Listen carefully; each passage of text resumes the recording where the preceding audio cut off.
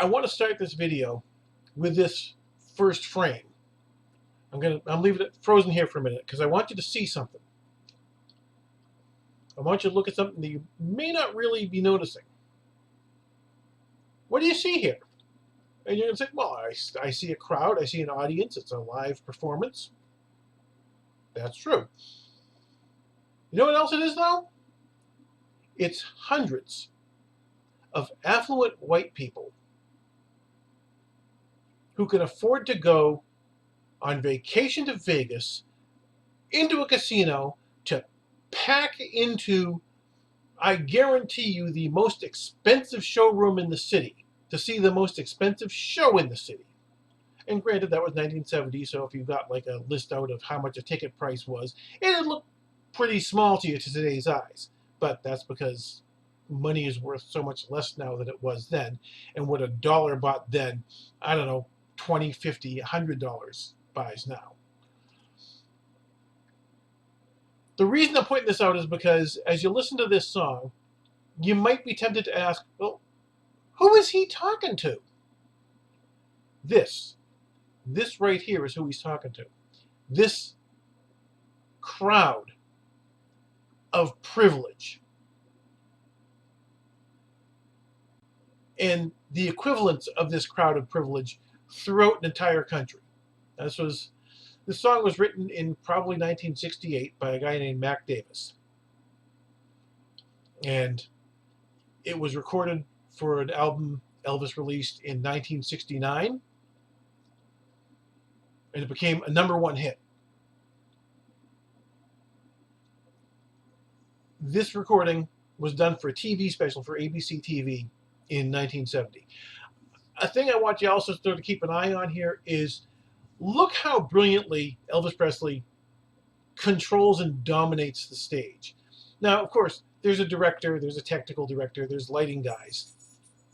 But you got to remember that Elvis worked closely with all of these people. And he was a consummate showman. Remember, he had been a movie star in the 1950s. 15, 20 years before this. You better believe he knew exactly how he was looking on the TV screens of America when this was broadcast, however much later, on ABC TV. You gotta understand that every shot you see where he looks so iconic in his white jumpsuit with the red trim and the high collar, silhouetted against a mostly black background because of how he's lit and how he's framed in the screen. He is acutely aware of every bit of that. And he's working it. I'm not a big fan of Elvis. It's just not my particular style for the most part. This song is an exception. I am a huge fan of this song. Honestly, it was like a song I just sort of vaguely remembered until about a week ago when I got reminded of it and began listening to it much more closely. It's 2 minutes and 41 seconds long. And in those 2 minutes and 41 seconds, Mac Davis, the songwriter, teaches us a master class in storytelling. And by the way, to learn a little bit more about the background of the song and the writing process, go ahead and do a YouTube search for The Tennessean. That's a newspaper that the interview was done for. It's important. Mac Davis in the Ghetto. And you'll see an interview about, I think, 7 minutes long, talking to Mac Davis about the writing and reception of this song and the effect that it had on his career. It's important stuff, and I'm going to talk about it a little bit toward the end of this video as well, or at the end of this video as well. But pay close attention to these lyrics and how incredibly efficiently Mac Davis tells you this story, and Elvis tells you the story. And give all the credit to Elvis for his singing, his voice, and his choice of the material. He was the biggest thing in the world, and he could have chosen any songs he wanted, both to do this TV special and a year previously to do that album. And he chose this because he wanted to tell this story. He wanted to speak this truth. Give him props for it, man. Now, I'm going to interrupt the video a couple of times to point out specific little things. And bear in mind, I'm not like a musicologist. I don't have a college education at all, much less in music theory. I think I'm a relatively observant, relatively bright guy, and there are things I've noticed that I'm not sure other people have. One of them is this room full of affluent white people who he's singing to. A couple of others are how the music is constructed. I'll pause to point them out as we go along. But let's go with Elvis Presley in the Ghetto.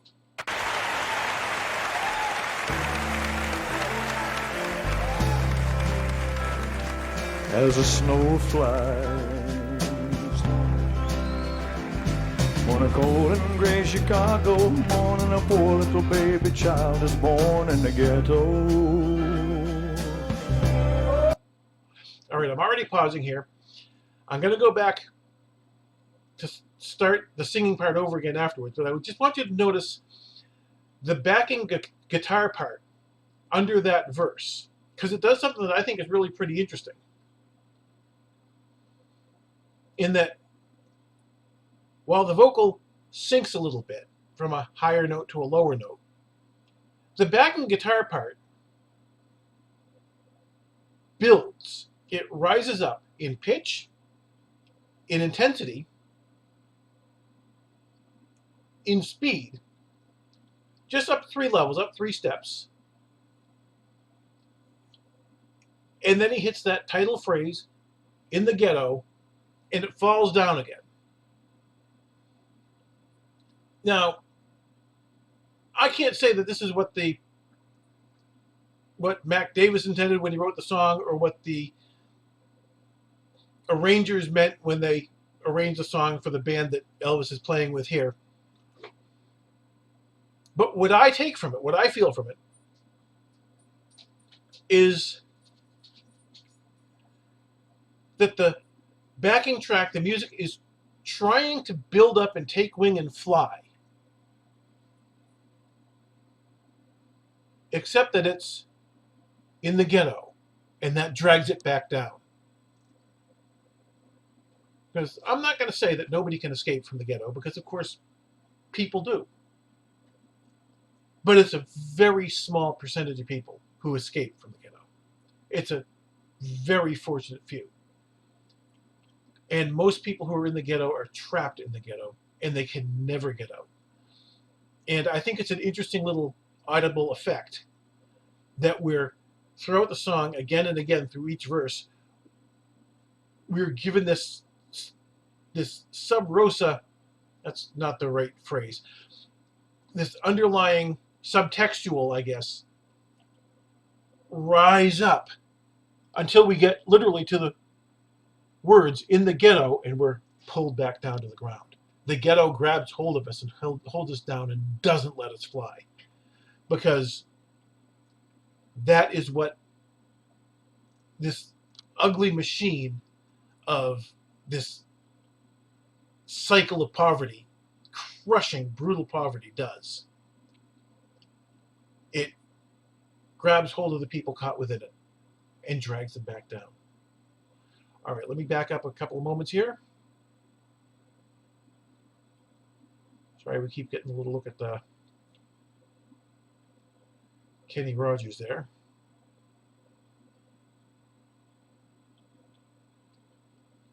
All right, let's go again. As the snow flies on a cold and gray Chicago morning, a poor little baby child is born in the ghetto. And his mama cries, but if there's one thing that she don't need, it's another hungry mouth to feed in the ghetto. Now people, don't you understand? The child needs a helping hand. He'll grow to be an angry young man someday. And take a look at you and me. Are we too blind to see? Or do we simply turn our heads and look the other way?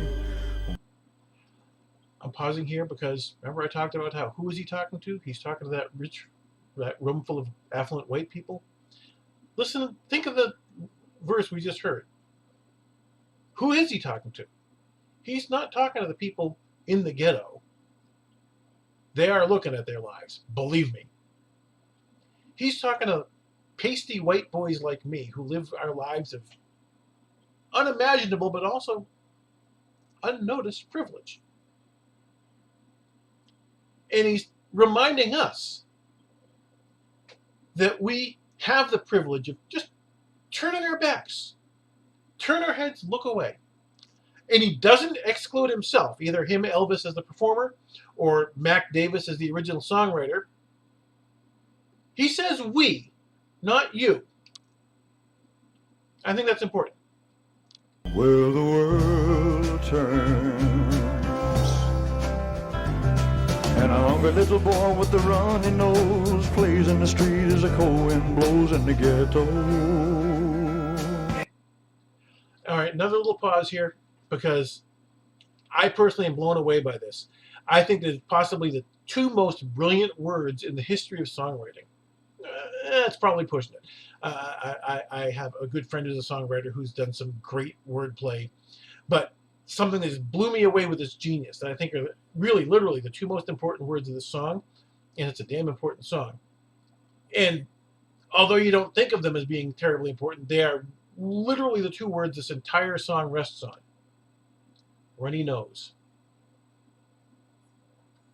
What the hell am I talking about? Runny nose? Really? Yeah, really. Because up until this point, this kid has been an abstraction. Okay, a baby born in the ghetto in poverty, right? Who needs another hungry mouth to feed? Time goes by. This hungry little boy playing in the street. That's all very generic. Runny nose. He's a hungry little boy with a runny nose. And as soon as you hear those words, he becomes a real live flesh and blood kid. You have a vivid picture. You see the bright, sunny smile and the happy, innocent eyes and the runny nose of the kid who's out playing in the street. And I know that you and I are not seeing the exact same kid. I'm sure that the kid I'm seeing in my head is probably a minor character or an extra on some TV show I watched in 1972 and has always just been stored away back in my brain for when I needed an image of a hungry little boy playing in the street. And I see his red and blue broad striped shirt, and I see his happy smile, and I see his bright eyes. You may see a different little kid, but you see an actual breathing little kid who you care about, in fact, who you love. Because of those two words, that runny nose. This song only works if you care, really, really care about that little kid. And you do. Because he has been made absolutely real to you by the runny nose. So, Mac Davis in 1968, he's still teaching us a master class in storytelling. Economical, concise, brilliant storytelling. And his hunger burns, so he starts to roam the streets at night, and he learns how to steal, and he learns how to fight in the ghetto. Then one night in desperation, the young man breaks away. He buys a gun, he steals a car, he tries to run, but he don't get far, and his mama cries. As a crowd gathers round, an angry young man face down in the street with a gun in his hand in the ghetto. And as the young man dies, on a cold and gray Chicago morning, another little baby child is born. in the ghetto, and his mama cries.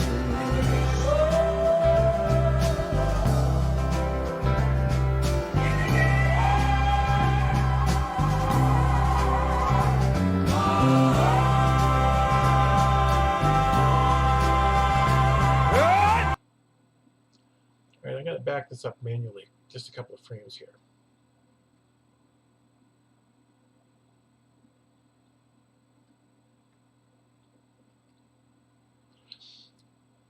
I want to really call attention to this shot. You saw how we had the two shot with his face very much lit up in more direct profile on the right side of the screen. It's funny because I'm gesturing to my left, toward the left side of the screen as I'm looking at it, but it's the other way around as you look at it. Actually, no, it's not. Anyway, he is toward the right side of the screen, which I'm gesturing to my left. And on the left side of the screen, where I'm gesturing to my right, is the brightly lit full body shot of him in that immaculate white jumpsuit. And as the full figure fades and the camera comes in more on his face, he turns back, looks over his shoulder toward the camera. Much of his face is in some shadow, which is emphasized both by his black hair and the blackness that the deepest shadows disappears into of his background, and also the bright highlights along the edge, as you're looking at it, of his face.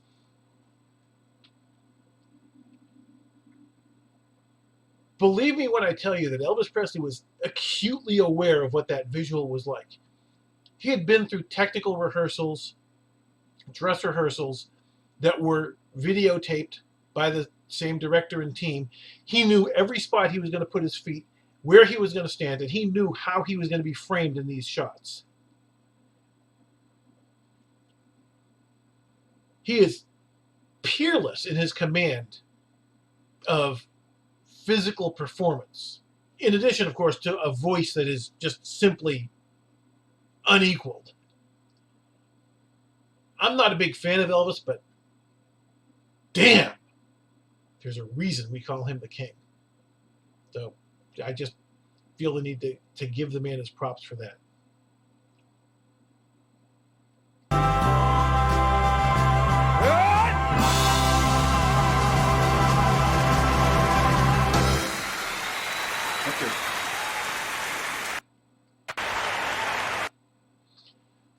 So I have a few closing thoughts here. Now, I mentioned that the song was written in probably about 1968 by Mac Davis. Those of you who are my age may remember his probably biggest hit in the 1970s was Baby, Baby, Don't Get Hooked on Me. And I believe he had a variety TV show. Affable presence, curly dark hair, likable fella. I never in a million years would have thought that he had this in him as a song, this amazing piece of work in songwriting. He passed away a couple of years ago, and I'm really very deeply regretful that I didn't sort of rediscover this song, which, as I said, I kind of did this past week, and A, realize he had written it, and B, realize just what an amazing achievement of the craft of writing it was before that happened, because I'm sure he had some kind of social media presence. Who doesn't?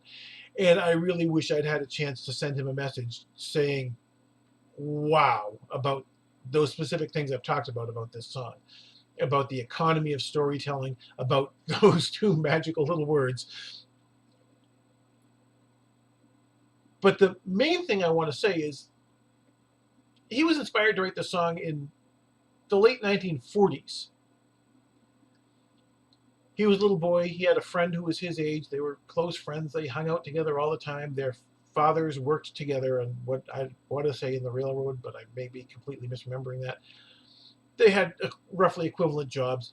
And his little friend was black, and of course Mac Davis was white. They were from somewhere down south, and when Mac would go to his friend's house, it bothered him that his friend lived in just awful conditions. He lived in a place where the streets were dirty and there was broken glass everywhere you looked, and it was just a bad part of town. And he couldn't figure out why it was that his friend had to live in this bad part of town and he got to live in so much nicer part of town. Their fathers had equivalent jobs. They probably got paid the same. Of course, they probably didn't, because black, white, 1940s America. But, as a little boy, he didn't realize that part. That always stuck with him, that there was that disparity. And he wanted to write about it for a long time. He became a pretty well-respected songwriter. He tried for a long time to write this song as a song that would have been called The Vicious Circle, because as he had grown more mature, he had realized that poverty, this kind of poverty, this brutal, brutal poverty, is a cycle that continues. And he saw specific things, the lack of a male parent in the home, just because it led to only one parent who was of the gender that had less social power, who was the only resource a child had. It's not like there's something magical about males and inferior about females, much as our culture acts like there is. It's just that the only parents these kids often have is the parent who is more disadvantaged in the culture. So that leads to the kinds of outcomes we see for the kid in this song. And that specifically, that every time some kid dies because of bad choices, because of the disadvantages and the poverty he grew up in, there's another kid being born into that exact same brutal, crushing poverty to take his place. That was a crucial part of it to him, and that's why it's that last verse in the song. He'd been thinking about that since, let's say, 1947, 48. He wrote the song in probably 1968, 20 years later. It became a #1 hit in 1969 for Elvis Presley. And then this recording, which was a huge event. I remember how big it was when it was actually shown on TV for the first time in 1970. It was Friday night on ABC, if I recall correctly. It was huge. People were talking about it for weeks and months afterwards. The whole show, the whole concert, not the specific song. But 1970, we had this brilliant portrait of this ugly, brutal, crushing poverty and its consequences. Here in the richest, wealthiest nation on earth. And now it is 52 years later. It is 2022. And there is not one word of this song you would need to change if you were to record it now and want it to be a description of modern life. When he was writing in 1968, Mac Davis wanted to challenge his privileged white nation. Do we just turn our heads and look the other way while people are suffering like this in our country? It was an indictment. And if it was an indictment then, how much heartbreakingly greater an indictment as it is now, that 53 years later, not one goddamn thing has changed.